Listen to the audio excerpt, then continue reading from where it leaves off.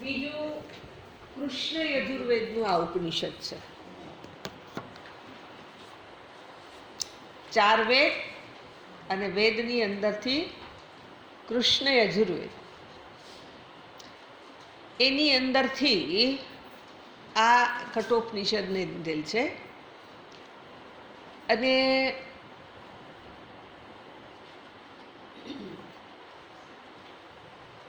આજે આદિ સમયના સંદર્ભમાં જો યાદ કરીએ, વિચારીએ તો કોઈ મહાપુરુષ એટલે મહાભાષ્યકારે એવી નોંધ કરેલી છે કે કઠોપનિષદ અને વ્યાકરણ, સંસ્કૃત ભાષાનું, આ બે વસ્તુ આપણા દેશના ગામે ગામ ભણાતી. આપણને વ્યાકરણનો અર્ધો વય આવડતો નથી, પણ એક કાળ એવો હતો કે જ્યારે લોકો વ્યાકરણ જાણતા અને કઠોપનિષદના મંત્રો પણ ગામે ગામ, એટલે અપવાદ નહીં એમ, એવું મહાભાષ્યકારે લખેલું છે. તો એટલી બધી આ ઉપનિષદની પ્રસિદ્ધિ છે. એના સંદર્ભમાં યાદ કરીએ તો નચિકેતાજી અને યમરાજા, વાર્તા બધાને કદાચ ખબર જ છે. નચિકેતાજી અને યમરાજા એ બેની વચ્ચેનો આ સંવાદ છે. સંવાદનો અર્થ એવો થાય, જેમાં ગઈકાલે કીધું હતું ને કે બે વ્યક્તિની વચ્ચેની જ આ વિદ્યા છે, કોઈ ત્રીજું નહીં. એટલે નચિકેતાજી શિષ્ય છે અને યમરાજા આચાર્ય છે, જ્ઞાનના પ્રદાતા છે. વાર્તા આખી કેવી રીતથી એ ત્યાં ભણવા પહોંચી ગયા તો એવું છે, સદેહે, જો એ પણ નચિકેતાજી દેહ સહિત આ વિદ્યાને પામવા યમરાજા યમપુરી સુધી જઈ શક્યા. એટલે પિતાએ જામર કહી દીધું હતું, અને એ ગુસ્સામાં, પણ ગુસ્સામાં ક્યારે બોલ્યા તો વાર્તા એવું કહે છે કે જ્યારે યજ્ઞ પૂરો થયો અને જ્યારે પણ તમે કોઈ સત્પ્રવૃત્તિ કરતા હો એમાં ક્રોધ આવે તો યોગ્ય નહીં. ક્રોધ યોગ્ય કેમ નથી તો કે વ્યક્તિને પોતાનું ભાન નથી રહેતું, પોતાની જાત ઉપર સંયમ ન રહે. બોલવાનું બોલાય, ન બોલવાનું પણ બોલાઈ જાય, અને જે બોલાઈ જાય ન બોલવાનું, પછી એનો વ્યક્તિના મનમાં ખટકો રહે કે આવું મારે બોલવું જોઈતું નહોતું, પણ શું થાય, બોલાઈ ગયું. એની બોલાઈ ગયું તો પછી આપણે એવી ખબર છે, તમે ચિંતા કરો માં, હું તમને બતાવીશ. અત્યારે તમારે એ વિષય હું બોલું છું, ગુજરાતીમાં બોલું એને સાંભળો. એટલે એ નચિકેતાજીના પિતાએ ક્રોધમાં એવું કહી દીધું. એણે શું કરવાનો યજ્ઞ કર્યો હતો તો કે એને સ્વર્ગલોકની કામના હતી.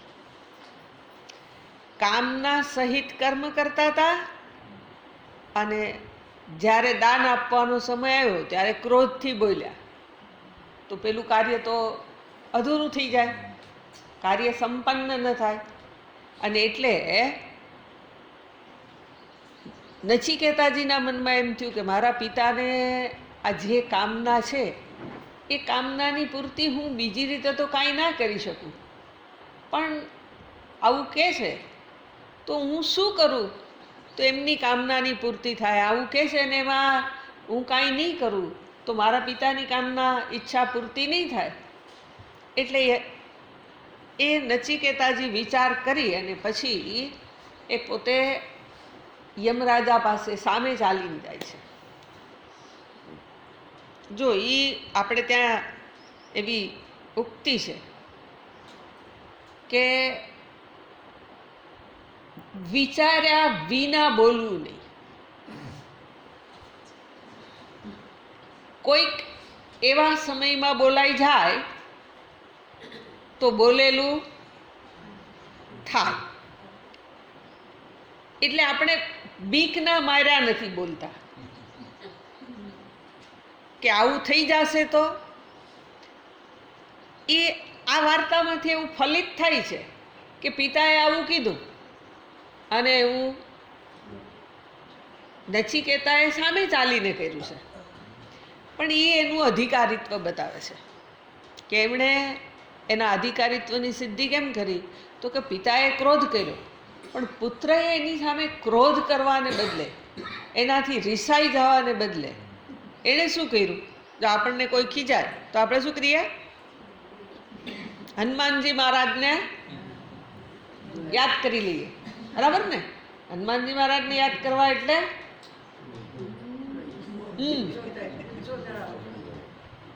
બરાબર. હનુમાનજી મહારાજનું તો એવું એવું ભગવાને એવી એવી એના ચહેરાની વ્યવસ્થા એવી હતી. પણ આપણે એવું કરીએ, અર્થાત રોષ કરીએ, આપણને ક્રોધ આવે.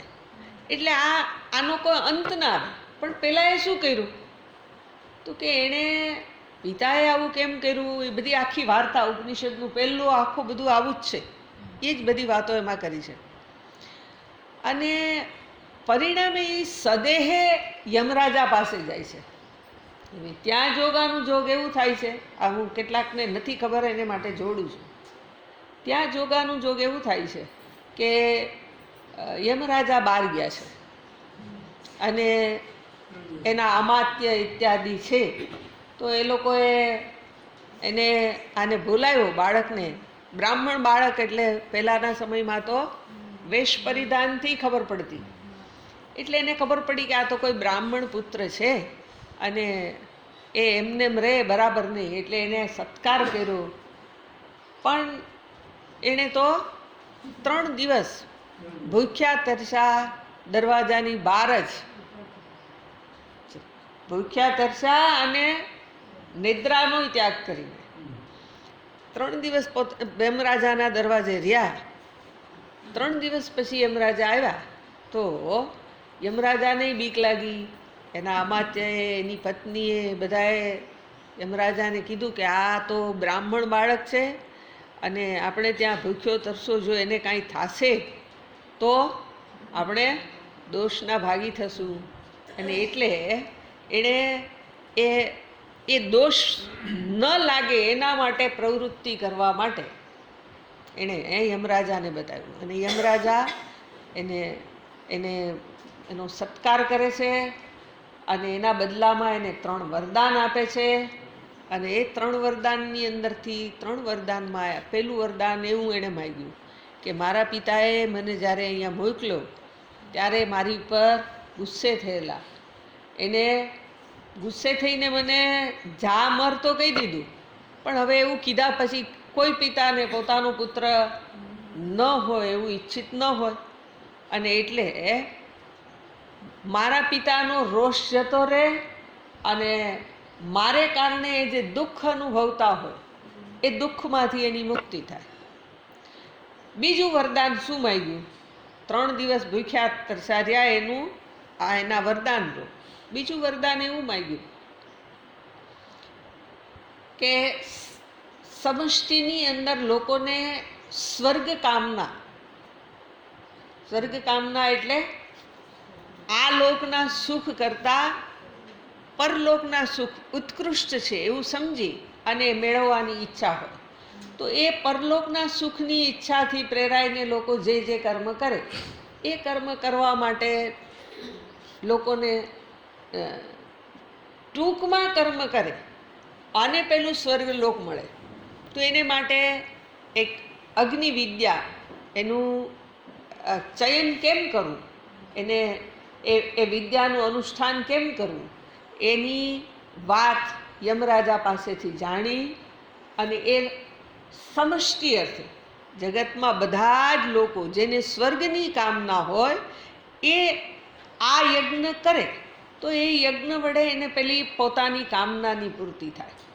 એટલે એ અગ્નિ વિદ્યા જેનું નામ નાચિકેતાગ્નિ, એ નચિકેતાના નામ ઉપરથી જ એને નામ હતું. એટલે નાચિકેતાગ્નિ એનું વરદાન માગ્યું. અને ત્રીજું વરદાન એણે માગ્યું કે જેનાથી મને આત્યંતિક કલ્યાણની પ્રાપ્તિ થાય એવું કંઈક કહ્યું. આત્યંતિક કલ્યાણ એટલે હમણાં જ જોવા જઈએ છીએ આપણે, પણ એ કલ્યાણની પ્રાપ્તિ અર્થાત જેમાં વ્યક્તિને આ ઈચ્છાની પૂર્તિ થઈ જાય પછી જગતમાંથી કંઈ મેળવવાની ઈચ્છા ન બચે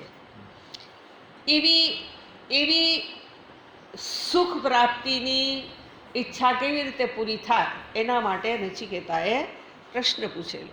અને એ ત્રીજા પ્રશ્ન માટે યમરાજાએ બહુ પ્રલોભનો આપ્યા નચિકેતાજીને કે તને હું આ આપી દઉં, સ્વર્ગલોક આપી દઉં, તને યમરાજાનું પદ આપી દઉં, તને જે જોઈતું હોય બધું જ આપી દઉં.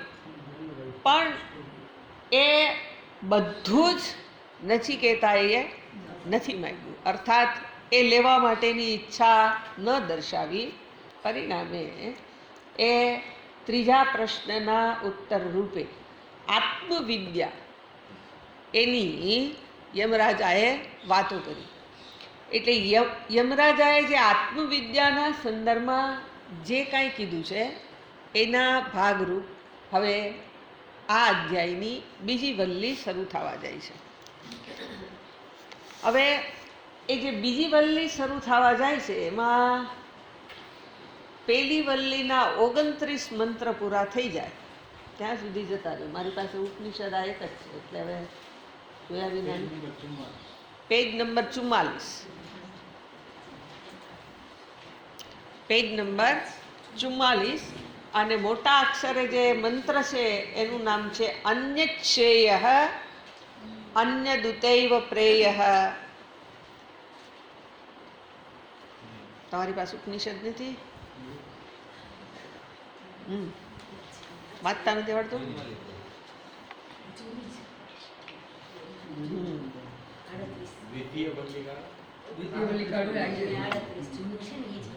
પેજ જરાક આગું પાછું હશે પણ મંત્રને જુઓ. હજી મંત્રને નથી જોવાનો, એની નીચે નાના અક્ષરમાં ભાષ્ય છે. જો જે વિદ્યા ભણવાની આ ગુરુકુળની રીત છે, ભાષ્ય હોય અને ભાષ્ય એટલે શંકરાચાર્યજી મહારાજે જે ઉપનિષદનો મંત્ર હોય એને સમજાવ્યો. ઉપનિષદનો મંત્ર હોય એને શંકરાચાર્યજી મહારાજે સમજાવેલો છે. પણ ત્યારની પ્રચલિત ભાષા સંસ્કૃત હતી. મેં હમણાં કીધું ને કે વ્યાકરણ બધા જ લોકો જાણતા, એમ ભાષા હતી. જેમ આપણે ગુજરાતી, આપણે પહેલાં એ કીધું કે મને વાંચતા નથી આવડતું પણ ગુજરાતી બોલતા આવડે, સમજતા આવડે, આ બધું હોય. એમ સંસ્કૃત ભાષા એ પ્રચલિત ભાષા હતી. અને એટલે એમણે આ મંત્રને કેવી રીતથી સમજાવ્યો એમાં નીચે શંકરાચાર્યજી મહારાજ કહે છે. એ જે કહે છે એને આધારે આપણે મંત્રના અર્થને સમજશું. એમાં આગલા વખતે તો મેં સમજાયું હતું, મને કનુભાઈની લોકો હતા, કનુભાઈ હતા, દાદા કનુ દાદા હતા ભાષ્ય.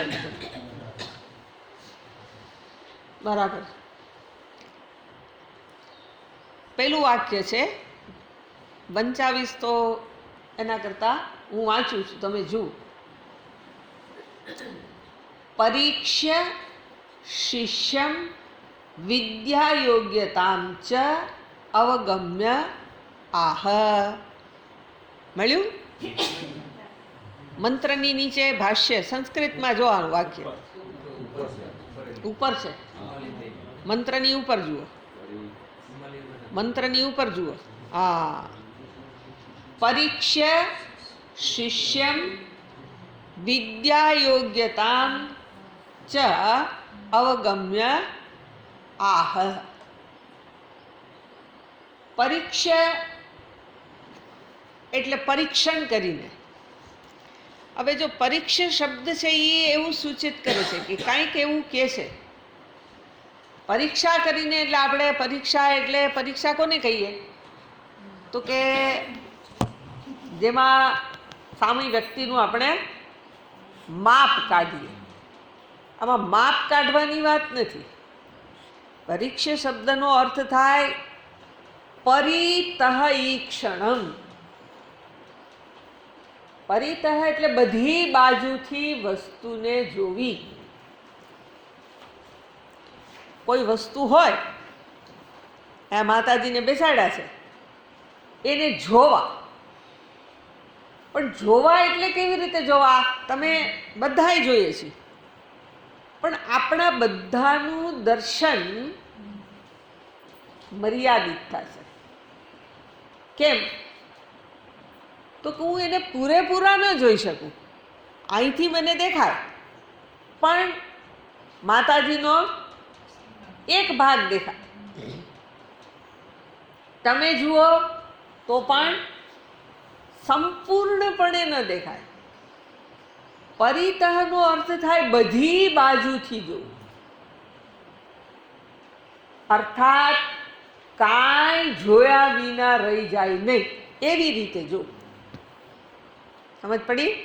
પરીક્ષા એટલે શું કરવાનું? વસ્તુને બધી બાજુથી જોવી. પરીક્ષા શિષ્ય કોને બધી બાજુથી જોયો? તો કે શિષ્યને. કઈ બધી બાજુથી જોયો? તો પેલી વાર્તા, કે એને શેમાં રસ પડી જાય છે, કઈ વસ્તુ એની સામે બતાવું અને પછી એની પાછળ હાલવા માંડી જાય તો સમજી જવાનું કે આને રસ શેમાં છે. પરીક્ષા એટલે પરીક્ષા કરીને.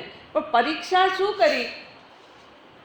તો કે એને આ પ્રશ્ન જે પૂછ્યો છે એ આગલી વલ્લીમાં પૂછી લીધો છે.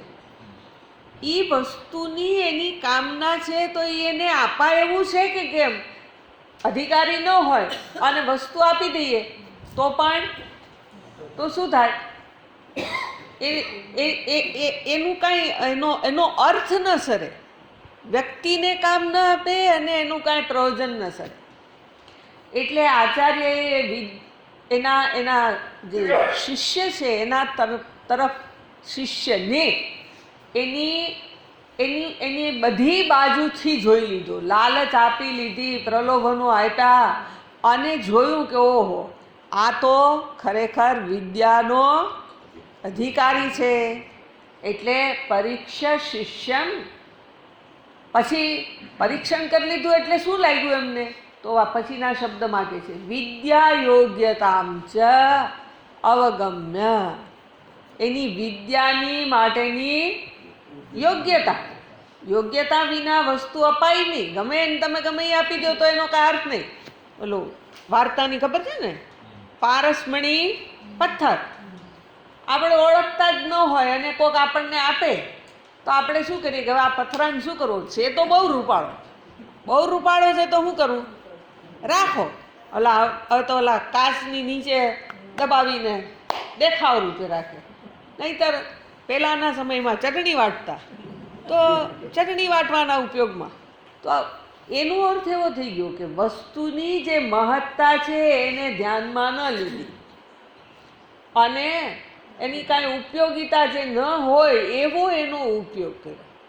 તો આજે આ બાળક જે પ્રશ્ન કરતા છે એ તો 8 વર્ષનો છે, 10 વર્ષનો છે. તો એ બાળકને આ વિદ્યાની યોગ્યતા એની અંદર જોઈને, અવગમ્ય જોઈને, જાણીને આહ, આચાર્ય એના સંદર્ભમાં કહે છે શું કહે છે એના સંદર્ભમાં? તો પેલો મંત્ર મોટા અક્ષરે એમાં જે લખેલું છે એ બોલાવું છું, એ મંત્ર કહેવાય. અન્યશ્રેયોન્યદુતૈવ પ્રેયઃ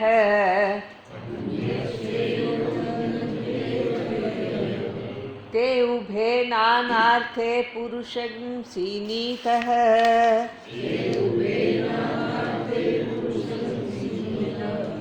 તયોઃ શ્રેય આદદાનસ્ય સાધુર્ભવતી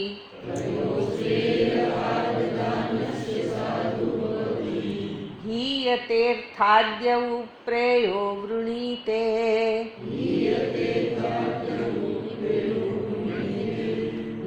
જરા જીભને ખોલશો તો બોલતા આવડશે. નહીં બોલો ને એમને કોકને ખોટું સમજાઈ જાહે ને સંભળાઈ જાહે ને આપણે એમાં કેવા લાગશું તો મંત્રને બોલતા નહીં આવડે. બોલવું તો પડે તો જીભને ક્યાં કષ્ટ પડ્યું, ક્યાં એને સાચું ન થયું એ આપણને ખબર પડે. એટલે બોલવું. મંત્રમાં શું કહે છે? અન્યત શ્રેય, સંધિ થયેલી છે એટલે શ્રેય. શ્ર છે એને બદલે થાય શ્ર. અન્યત શ્રેય અન્યત ઉત એવ પ્રેય. એટલે શ્રુતિ શું કહે છે? જેને આપણે શ્રેયસ કહીએ છીએ એ એક છે. અન્ય અન્યત જે જુદું છે, શ્રેયસ જુદી વસ્તુ છે. ઉત છે એને નિપાત કહેવાય અને અનેના સંદર્ભમાં વપરાય અથવા તો કેના સંદર્ભમાં વપરાય. એટલે અહીંયા એને આપણે અનેના અર્થમાં લઈએ. અન્યત શ્રેય ઉત પ્રેય અન્યત એવ. અન્યત એવ એટલે બીજું જ. ઘણા બધાને ઊંઘ આવે છે, રાતના ઊંઘ નથી થઈ ને? ઘણા બધાને અઘરું લાગે છે એવું છે, પહેલાં તો એ કહી દે. જરા ખુલી જાઓ. અઘરું લાગતું હોય તો સહેલું કેમ કરવું એ મને ખબર પડે. હું જે વાત કરું છું એ સમજવામાં તમને તકલીફ થાય છે? એ સમજવામાં તકલીફ નથી. બસ પછી તો આ તો હું તમને બતાવું છું એવું કે આમાં જ છે. અને હું ઓલી આટલીક ભાષા મને આવડે છે ને, આટલીક જ કહું છું, બધું નથી ખબર પડતી. ભાષા આટલીક જ ખબર છે, એને આધારે એનો અર્થ બતાવું છું કે આમાં જ કઈ રાખ્યું છે. એટલે જે કઈ રાખ્યું છે એ જ બતાવું છું. શ્રુતિ એવું કહે છે કે જેને આપણે શ્રેયસ કહીએ છીએ એ એક વસ્તુ છે અને પ્રેય અન્યત એવ, જેને આપણે પ્રેયસ કહીએ એ પણ કાંઈક જુદું જ છે. એટલે શ્રેયસ અને પ્રેયસ બે એક નથી. શબ્દ શ્રેય પ્રેય છે, પણ એ બે શબ્દ એક અર્થ નથી. બે કાંઈક જુદી જ વસ્તુને બતાવે છે. બરાબર? હવે એ જુદા છે પણ એની અંદર કંઈક સરખાપણું છે. એને બતાવીને શ્રુતિ જ કહે છે તે ઉભે. તે ઉભે એટલે તે બે કેવા છે? તો કે નાના અર્થે. નાના અર્થે એટલે એનું જે પરિણામ આવે એ જુદું જુદું છે. અર્થે એટલે પ્રયોજને. એનું એ જુદા જુદા પ્રયોજનવાળા છે. શ્રેયસ અને પ્રેયસ બેયનું પ્રયોજન જુદું છે. એના દ્વારા જે મળે એ વસ્તુ આખી જુદી જુદી જ છે. હમણાં પછી એને બતાવું છું. એટલે તે ઉભે નાનાર્થે. અને પછી શું કરે છે તો કે પુરુષમ સીનિત. પુરુષમ એટલે પુરુષને, મનુષ્યને. સીનિત એટલે બાંધે છે. પેલું સીવી લે છે. સીનીતઃ શબ્દ શ્રુતિમાં છે, જે એને શું કરી લે છે તો કે એને બાંધે છે. આપણે એવું કહીએ ને કે અમે સંસારમાં બંધાયેલા છીએ. ક્યાં બંધાયેલા છો ભાઈ? ક્યાંય દોરડું તો દેખાતું નથી, અને તોય આપણને શું લાગે? બંધાયેલા છીએ. એ બંધાયેલા છીએ એ અહીંયા શ્રુતિ એવું કહે છે કે આ બે વ્યક્તિને બાંધે છે. બરાબર? હવે બે બાંધતા હોય તો પછી અમે જે લીધું છે એ જ ભલે ને હોય, બે બાંધવાનું જ કામ કરે તો પછી ઓલું શું લેવું? એટલે આ શ્રેયસ અને પ્રેયસ, ફરી પાછું શબ્દના અર્થને હું હમણાં આચાર્ય બતાવે છે એટલે કહું છું, પણ હું તો સામાન્ય અર્થ બતાવું છું. તયોહો, આ બેમાંથી, શ્રેય આદદાનસ્ય, જેણે જે શ્રેયસને સ્વીકાર કરે છે, શ્રેયસનો જે સ્વીકાર કરી લે છે એનું સાધુ ભવતી. એનું શું થાય? સાધુ થાય એટલે કલ્યાણ થાય. જે આ બેની અંદરથી શ્રેયસને અપનાવે તો એનું કલ્યાણ થાય. બરાબર? અને યહ ઉ સાધુર્ભવતી હીયતે અર્થાત યહ ઉ પ્રેયઃ વૃણીતે. યહ, જે પ્રેયસનું વૃણીતે વરણ કરે છે એનું શું થાય છે? તો શ્રુતિ જ કહે છે હીયતે, એનું પતન થાય છે અથવા તો એ ભ્રષ્ટ થાય છે. શેનાથી ભ્રષ્ટ થાય છે? તો કે અર્થાત. અર્થાત એટલે આપણે કહીએ ને અર્થથી. અર્થથી એટલે પ્રયોજનથી. પ્રયોજન શું છે આપણું? તો કે પરમ સુખ. બીજું બાજુમાં જ આટલી જ વસ્તુ મારે શું જોઈએ છે? તો કે સુખ. અને કેવું સુખ જોઈએ છે? એવું સુખ કે જે કોઈ દિવસ મને મૂકીને જાય નહીં. બીજું ભલે થાય પણ સુખ કોઈ દિવસ મને છોડીને જાય. આવું તો આપણે જે કરીએ છે ને માટે કરીએ, હે ને? સુખને માટે જ બધું કરીએ છીએ. તો અહીંયા જે પ્રેયસનું વર્ણન કરે છે એને માટે શ્રુતિ કહે છે કે એનું શું થાય છે? તો કે એને એમ લાગે કે આ મને તો જોઈતું તું બધું મળી ગયું, પણ વાસ્તવમાં એ ભ્રષ્ટ થાય છે, પતિત થાય છે. એનું એ જે સુખ છે એ એને ડોકું કાઢી જાય ને પાછું વયું જાય. આપણી પાસે સુખ છે નથી એમ કહેવાય.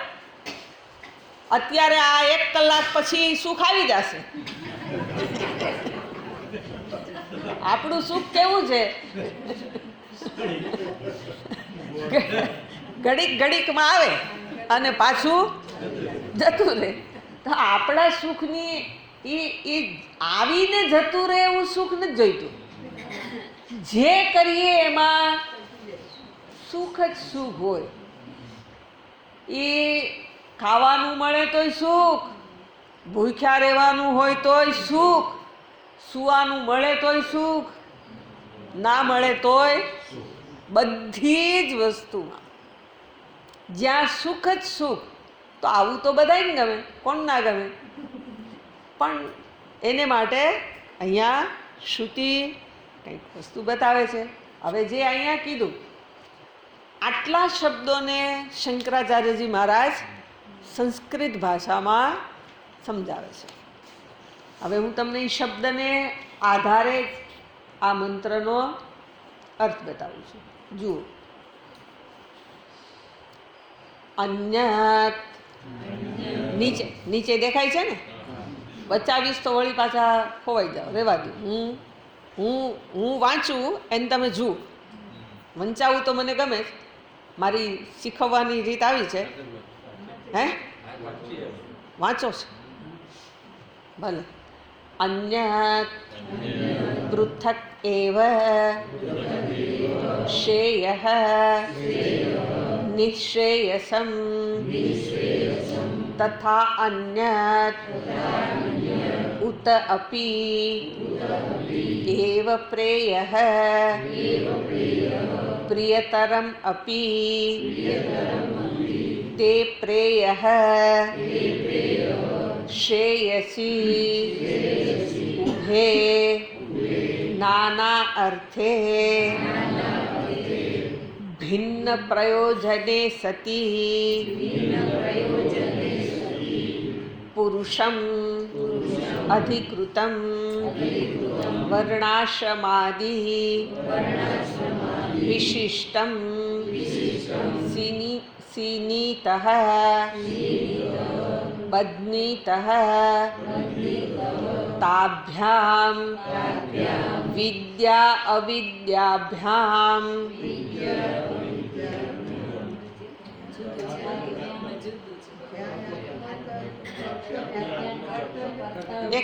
एक બે શબ્દ નથી નથી બરાબર આત્મકર્તવ્યતયા પ્રયુજ્યતે સર્વઃ પુરુષઃ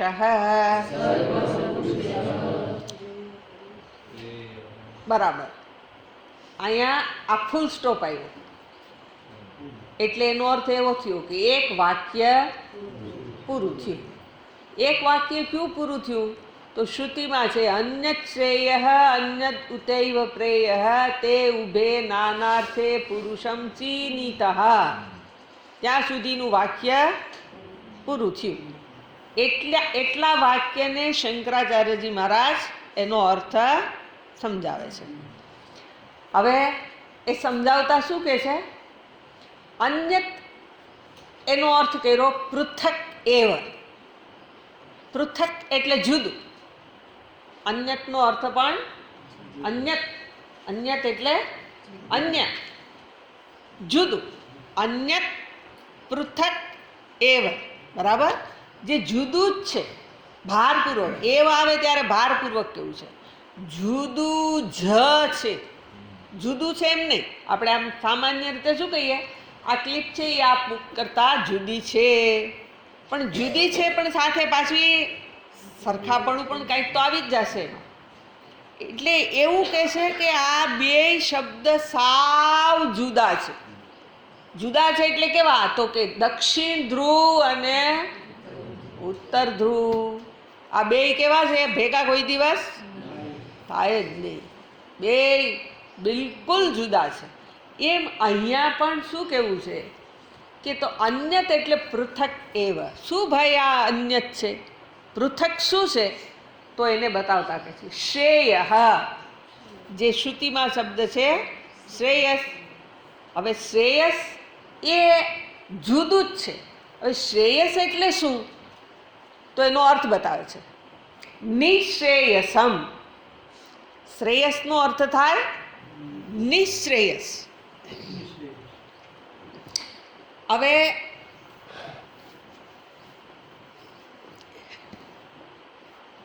એમાં શ્રેયસ શબ્દને નિશ ઉપસર્ગ લગાવ્યો છે.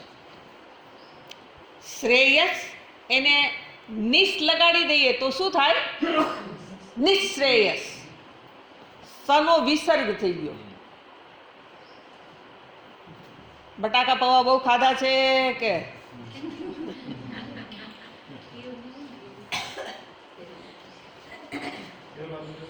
હે, પેલો દિવસ છે એટલે ભણવાનું અઘરું લાગે છે?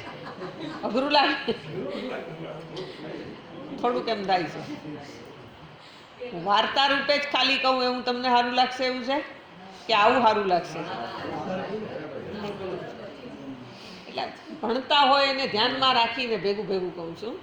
જરાક કષ્ટ લાગે તો પણ સમજાય એવું તો છે જ. નથી સમજાય એવું તો નહીં કહેવાય. જરા ટ્રાય કરો. મૂળ તો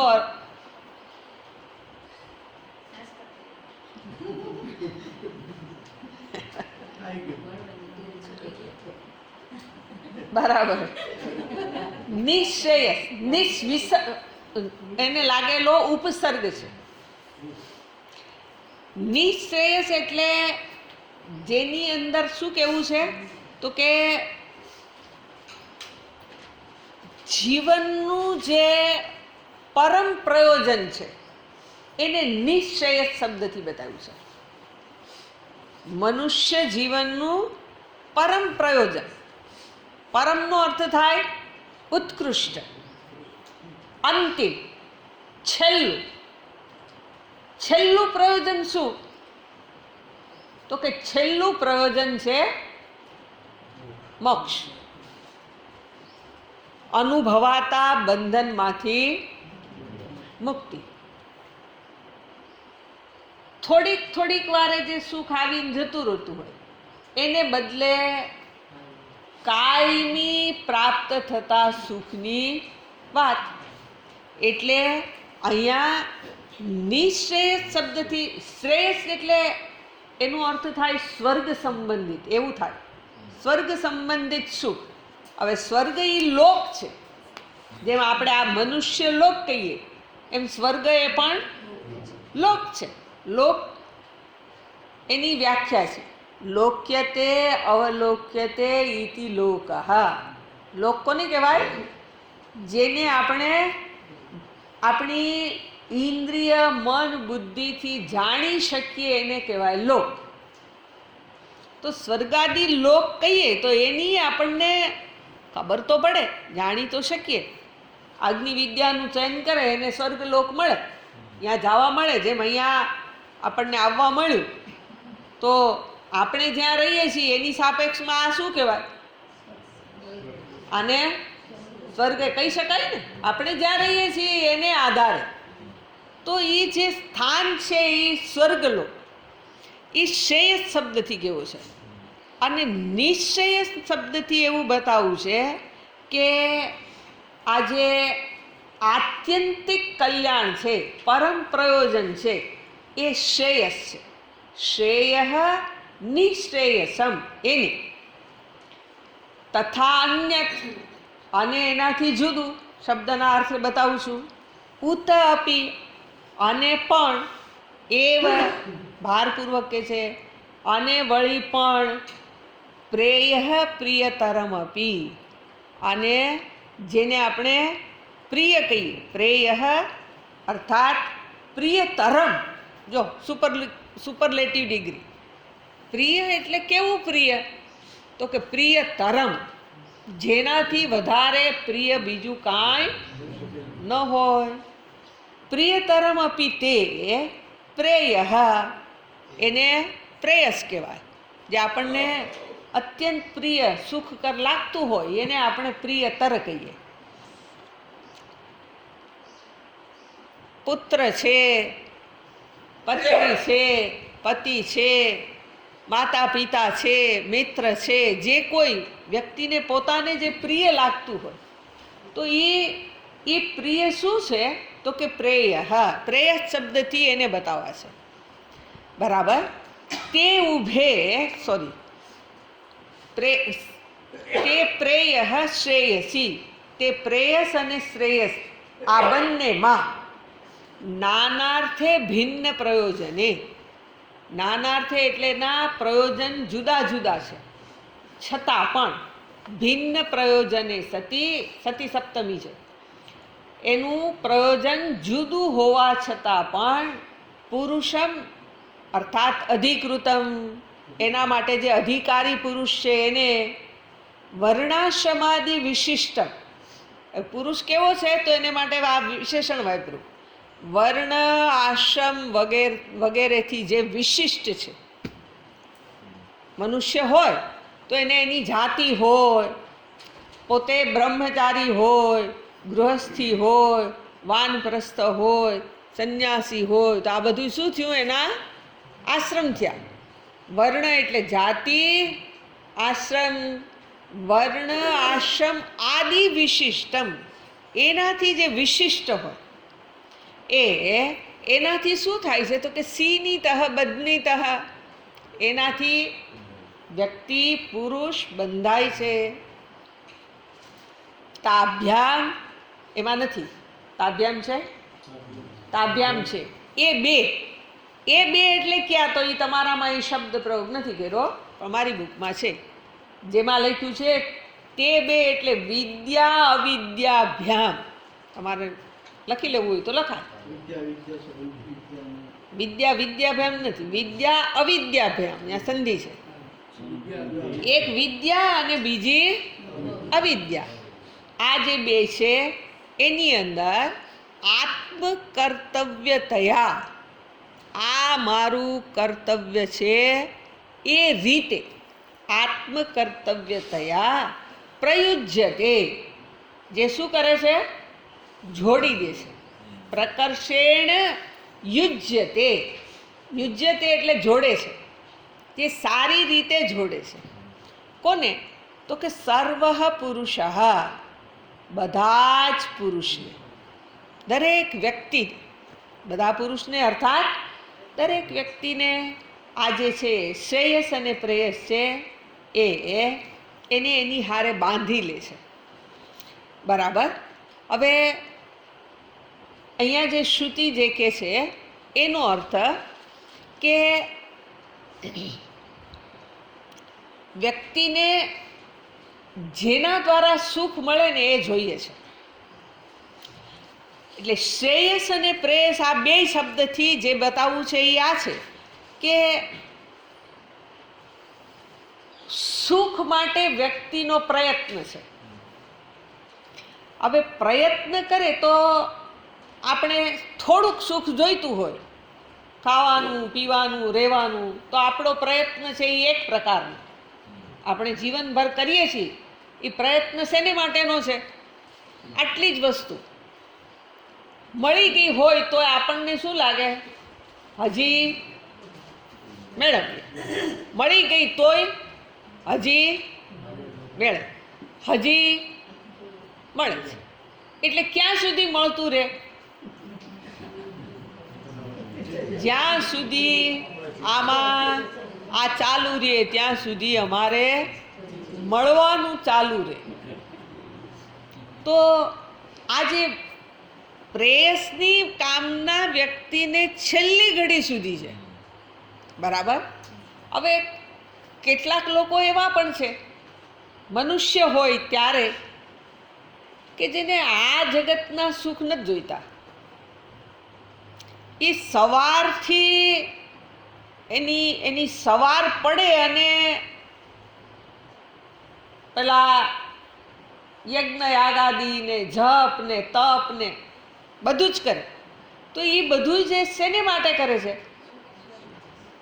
આ જગતનું સુખ નથી જોઈતું એને.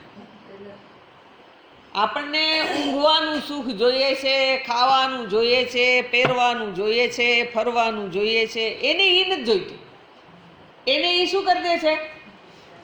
ત્યાગી દે છે. શેને માટે ત્યાગ કર્યો?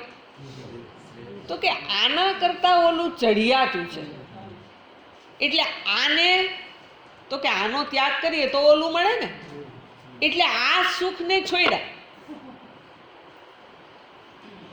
હવે એ પ્રેયસ શબ્દથી આ બે વસ્તુ બતાવી છે, સ્થૂળ અને સૂક્ષ્મ. આ બે પ્રકારના સુખ પ્રેયસની અંદર જશે. અને નિશ્ચય શબ્દથી જે બતાવવું છે એ આ બેયથી જુદું જ છે એવું અહીં બતાવ્યું છે. એટલે એક છે પ્રેયસ કહીએ ઇન્દ્રિયજન્ય છે, જેમાં મન બુદ્ધિને આધારે સુખની, અનિત્ય સુખની પ્રાપ્તિ, એ પ્રેયસ શબ્દ છે. જેને સંસાર અંતર્ગત કહેવાય, સંસારના સુખ જેના દ્વારા પ્રાપ્ત થાય. જ્યારે અવિદ્યા અજ્ઞાન છે, જો બે આગળ શબ્દ પ્રયોગ કર્યો, વિદ્યા અવિદ્યાભ્યામ, ત્યાં અર્થ કરીને બતાવ્યું છે. જે વિદ્યા અને અવિદ્યા અજ્ઞાન હોય ત્યારે જ વ્યક્તિને પ્રેયસને મેળવવાની ઈચ્છા થાય. પ્રિય લાગે એવું લેવાની ઈચ્છા ક્યારે થાય મને? હું કોણ છું એવું જાણવાની મારા મનમાં ઈચ્છા ન હોય. મને ખબર છે હું કોણ છું, આપણી પાસે જવાબ છે. મને કેમ ઈચ્છા નથી મને હું કોણ છું એવું જાણવાની? તો કે મને ખબર છે. શું ખબર છે? મારું નામ આ છે, હું આ વ્યક્તિ છું, આ મને ખબર છે. હવે એ હુંને જાણવા માટે કાંઈ શાસ્ત્રને જાણવાની જરૂર નથી. એટલે આપણે શું થઈ ગયું? આપણે સમજ્યા કે આનું નામ વિદ્યા છે, તો કે નહીં નહીં, આ અવિદ્યા અંતર્ગત છે. અવિદ્યા એટલે અજ્ઞાન. અવિદ્યા અને વિદ્યા બે. હવે એની અંદરથી અવિદ્યા હોય ત્યાં શું હોય? તો કે ત્યાં કર્મ. અજ્ઞાન હોય ત્યાં કર્મ આવશે.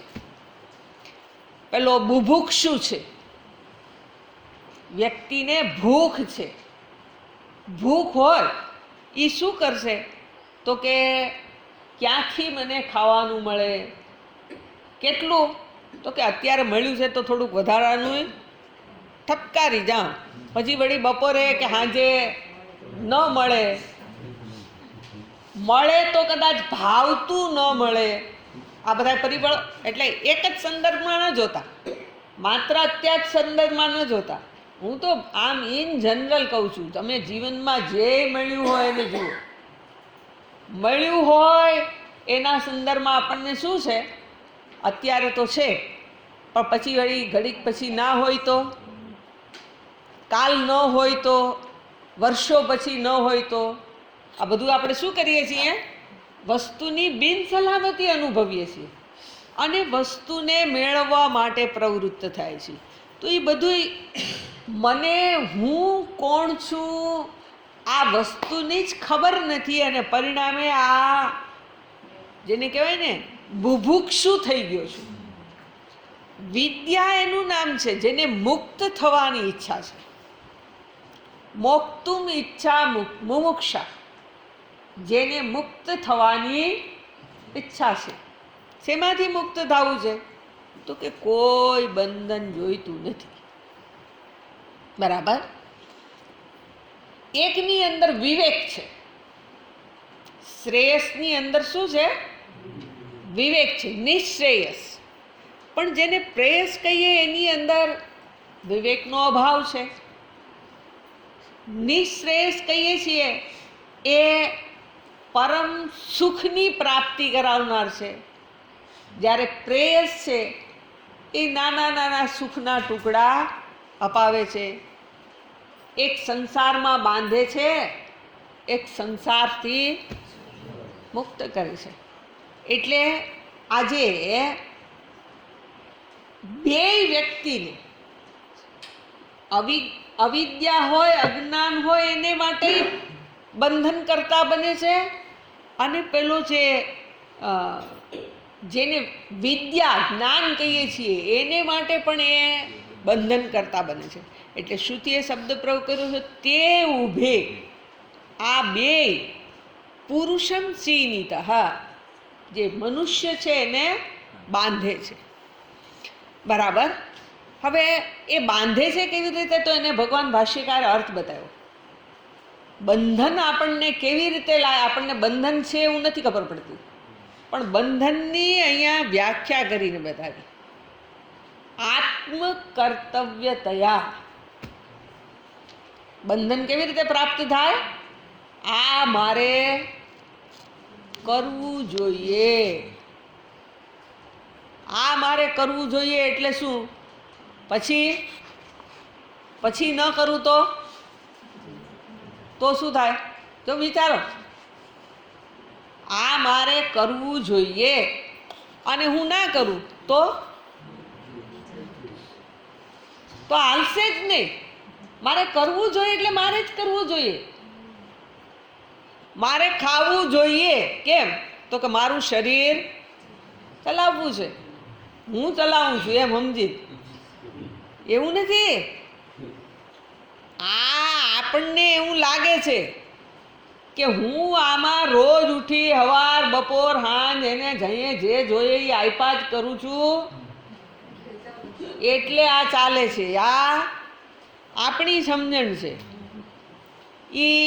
ઈ ખાઈએ એને પાચન આપણે કરીએ. આમાં આઈ સુધી લઈ જઈને પાછું મોઢામાં નથી મૂકી શકતા. એ આ બધી વાતો આપણને ખબર છે, પણ છતાંય આપણને શું લાગે, આ મારું કર્તવ્ય. ક્યાં કર્તવ્ય? જો જ્યાં પણ તમે એમ સમજો કે આ હું કે મારું, ત્યાં મને કર્તવ્ય લાગી ગયું. હું કે મારું ન થાય તો જુઓ, આપણે હું જવા દો ને. આ 10 દિવસમાં કેટલી વાર થાય એવું. આપણે હું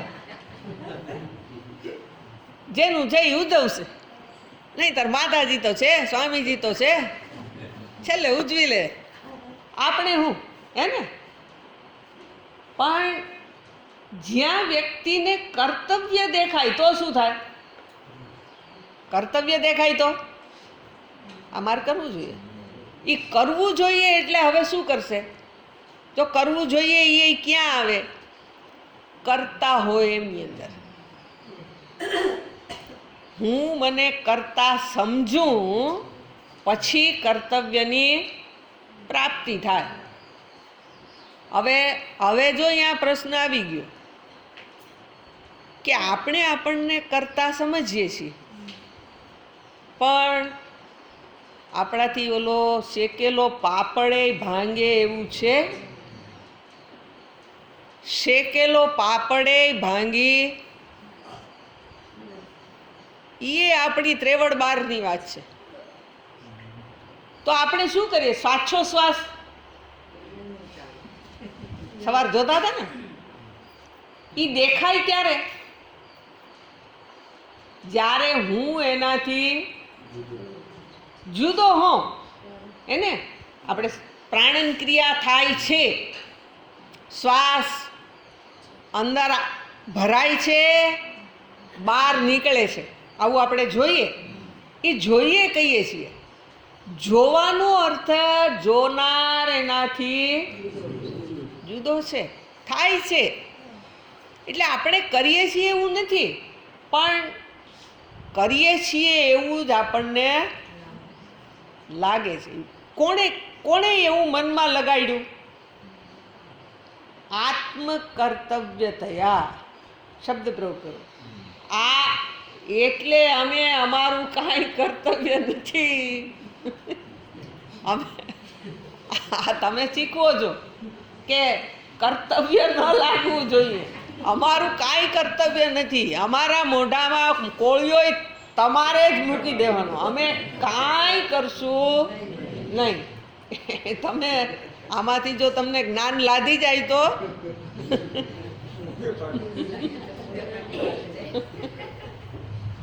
પણ એ સમજવા જેવું છે. કર્તવ્ય કોને પ્રાપ્ત થાય? જે પોતાને કરતા સમજે એને કર્તવ્ય છે. અને એનો અર્થ એવો થઈ ગયો કે જે અકર્તા છે એને જાણ્યો નથી. વિદ્યા વડે કર્તા અને અકર્તાનો જેણે ભેદ જાણ્યો નથી. પરિણામે શું થયું? તો કે પરિણામે બંધાણ. બંધન ક્યાંથી આવ્યું?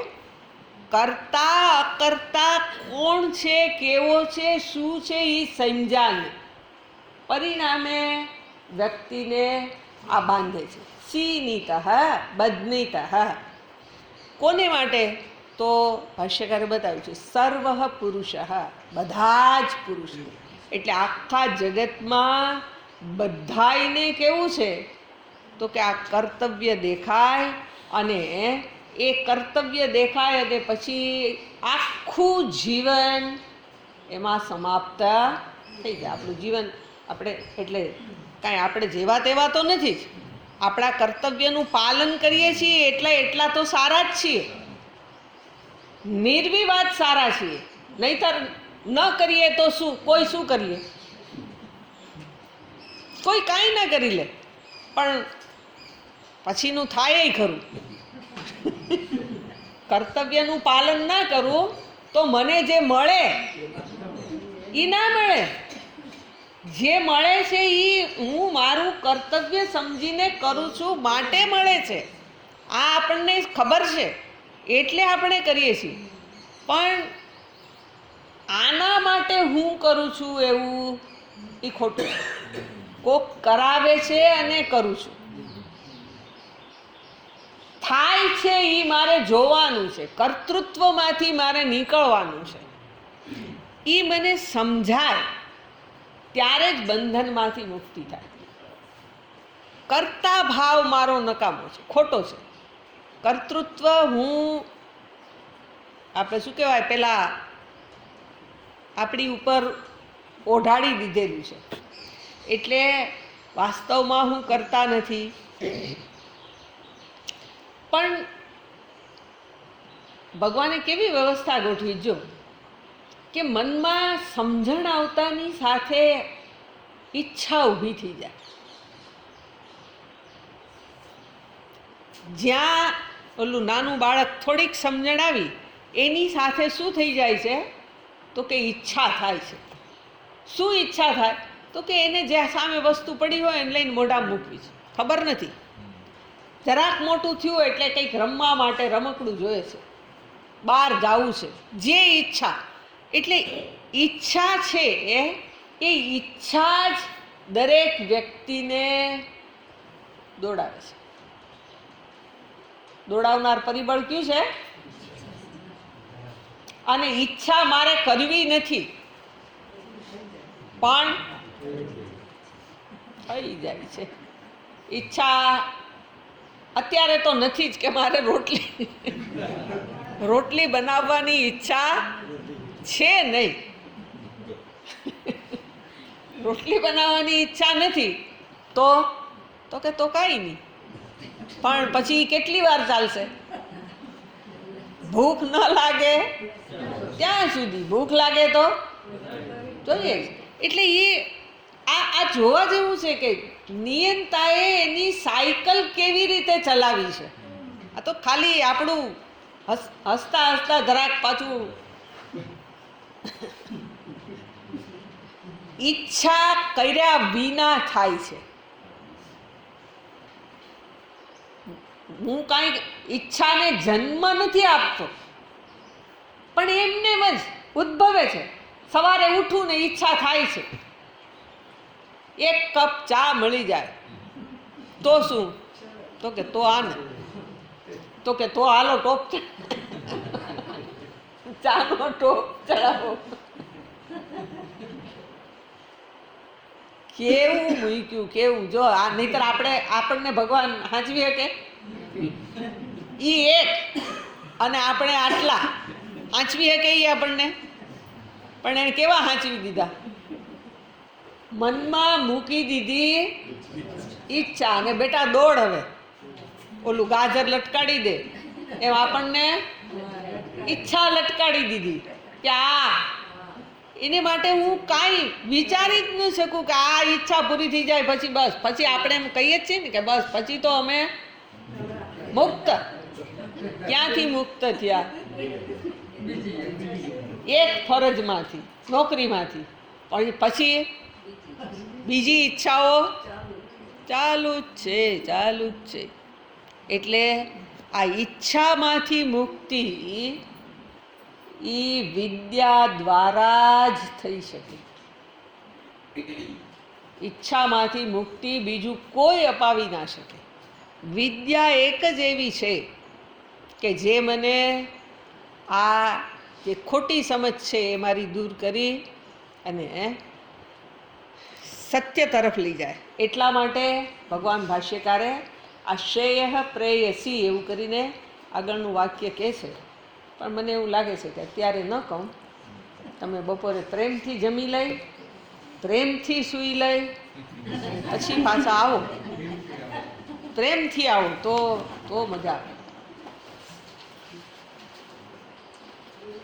બે મિનિટ એટલે આમ લઈ શકાય પણ મને એમ થાય કે જોર ના મારું. થોડાકને જોર પડે છે, પછી જરા સમજીએ. ઓમ પૂર્ણમદ પૂર્ણમિદમ પૂર્ણાત પૂર્ણમુદચ્યતે પૂર્ણસ્ય પૂર્ણમાદાય પૂર્ણમેવાવશિષ્યતે. ઓમ શાંતિ શાંતિ શાંતિ. હરિ ઓમ.